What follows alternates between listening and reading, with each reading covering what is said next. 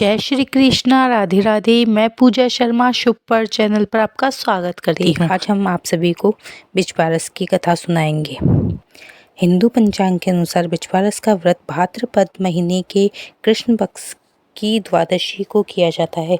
इस दिन महिलाएं अपनी संतान की लंबी उम्र और खुशहाल जीवन के लिए व्रत रखती है। इसे गोवत्स द्वादशी के नाम से भी जाना जाता है।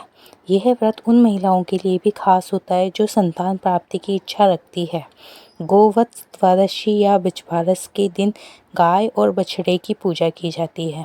साथ ही बिचवारस की कहानी सुनी जाती है।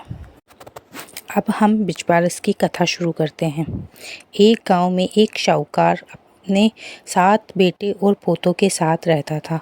उस साहूकार ने गांव में एक तालाब बनवाया था, लेकिन कई सालों तक वो तालाब नहीं भरा था। तालाब नहीं भरने का कारण पूछने के लिए उसने पंडितों को बुलाया। पंडित ने कहा कि इसमें पानी तभी भरेगा जब तुम या तो अपने बड़े बेटे या अपने बड़े पोते की बलि दोगे। तब साहूकार ने अपने बड़ी बहू को पीहर भेज दिया और पीछे से अपने बड़े पोते की बलि दे दी। इतने में गरजते बरसते बादल आए और तालाब पूरा भर गया। इसके बाद बिचवारस आई और सभी ने कहा कि अपना तालाब पूरा भर गया, इसकी पूजा करने चलो। साहूकार अपने परिवार के साथ तालाब की पूजा करने गया।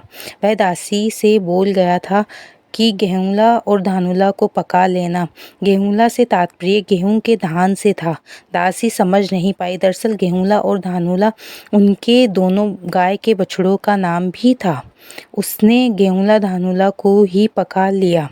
बड़े बेटे की पत्नी भी पीहर से तालाब पूजने आ गई थी। तालाब पूजने के बाद वह अपने बच्चों से प्यार करने लगी। तभी उसने बड़े बेटे के बारे में पूछा।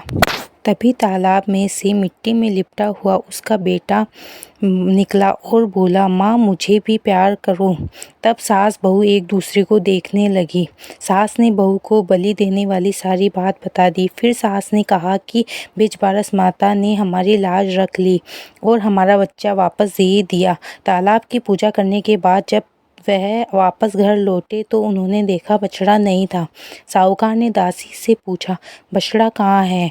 तो दासी ने कहा कि आपने ही तो उसे पकाने को कहा था। साहूकार ने कहा, एक पाप तो अभी उतरा ही है और तुमने दूसरा पाप कर दिया। साहूकार ने पका हुआ बछड़ा मिट्टी में दबा दिया। शाम को गाय वापस लौटी तो वह अपने बछड़े को ढूंढने लगी।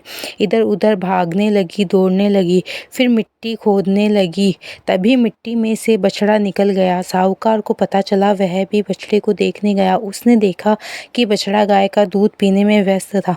तब साहूकार ने पूरे गांव में हेला फिरा दिया कि बेटे की माँ को बिचवारस का व्रत करना चाहिए, गाय की और बछड़े की पूजा करनी चाहिए, नाना अनाज खाना चाहिए, मोटा अनाज नहीं खाना चाहिए, चाकू का कटा हुआ गेहूँ, जौ, गाय का दूध, दही नहीं खाना चाहिए। हे बिचवारस माता, जैसा साहूकार की बहू को दिया वैसा सब कोई को देना।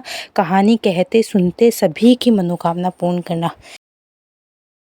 बिंदायक जी की कहानी। मारा बिंदायक जी शाणा, ल्यावे धन का बाणा। मारा बिंदायक जी सूदा, भरे दिन धन का कूड़ा। मारा बिंदायक जी भोड़ा और भर दे धन का झोला। मारा बिंदायक जी दाया और ल्यावे धन का गाड़ा। बिंदायक जी बाबा भरिया आईजो और रीता जाईजो। बिंदायक बाबा रंगो चंगो, फिरे बाड़ी में भरियो सुरंगो। राज द्यावे राजन ने, मैं माँ का सुहाग ने। पूता भूखी राबड़ी, दोयता भूखी खीर।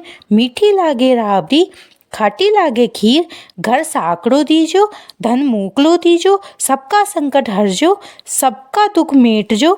सबका कारज सिद्ध करजो, सब विपत्या से बचाजो। सुख संपत्ति दीजो, लक्ष्मी जी को वास दीजो। सबकी लाज राखजो, सबके अंधन का भंडार भर दीजो। हर मनोकामना पूरी कर दीजो। कहता न सुनता न हुंकारो भरता न, सब कोई न दीजो। सोना की सी चौकी, चांदी का सा थाल, जी में बैठा मारा बिंदायक जी महाराज।